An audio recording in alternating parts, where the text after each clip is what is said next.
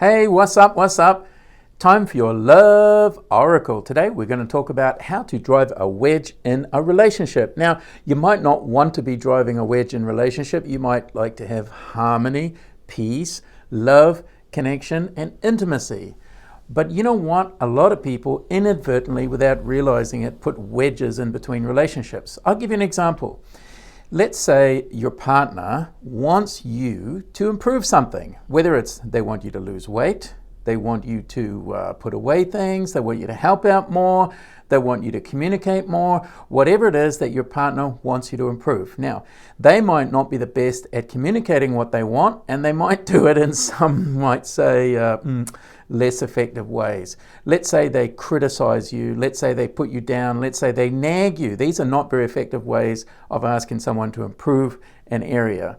It's much more effective to be direct and say, you know, when you leave things lying around and when you don't help around the house, it makes me feel like I have to do everything on my own. It makes me feel like I'm alone in things and that you really don't care, and that all my time goes into cleaning up after you, and it feels like you want me to be your slave, and it feels like I'm not valuable. So when you communicate that way, what happens is the person has a chance to address what your real issue is. Now, if you just nag and say, why don't you help out more? Why don't you pick up things more? This is very ineffective. So the way to drive a wedge in a relationship is that when someone asks you to change something, you criticize them. Instead of addressing what their core complaint is and deciding to fix it or apologizing it and making an effort and assuring them that you know they're important to you and that you want to do something about it. Instead of doing that, what you do is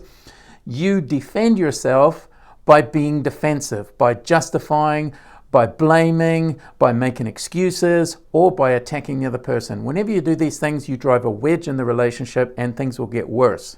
And that's what a lot of people do in their relationships, whether it's a working relationship, whether it's in husband, wife, boyfriend, girlfriend, siblings, work colleagues. All relationships follow the same basic pattern. You know, we all want to feel that the other person cares about us, that our feelings are important, and that we matter, and that we want to be heard, we want to be validated, we want to be acknowledged. So if you invalidate someone, you don't hear them, and you don't acknowledge them, the relationship will go downhill. Now, it might not blow up overnight, might not happen instantly, but over time, the connection will go down, down, down, and the affinity in the relationship will go like this, further and further and further apart, more and more distance. And what happens is when more and more distance increases in a relationship, it gives an opportunity for another party to come in to add fuel to the fire, whether it's a friend or another colleague or whatever. They might not have the best intention for you and your partner or whoever you're in a relationship with, and they might cause fractures and the relationship get even worse and worse and worse. And if you think about it, maybe there's some relationships in your past that you just kind of drifted apart. Now, it doesn't happen. Passively, you don't drift apart, because if you do nothing, you should stay in the same place. But if you actually get worse and worse, what has happened is it's probably drifted like this and a third party came in and accentuated the problem and made it worse and worse.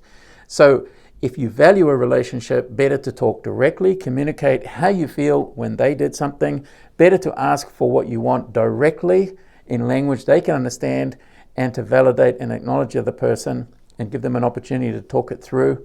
Don't be defensive. Being defensive, blaming, justifying will always drive wedges. And this is my love oracle from Harrison today.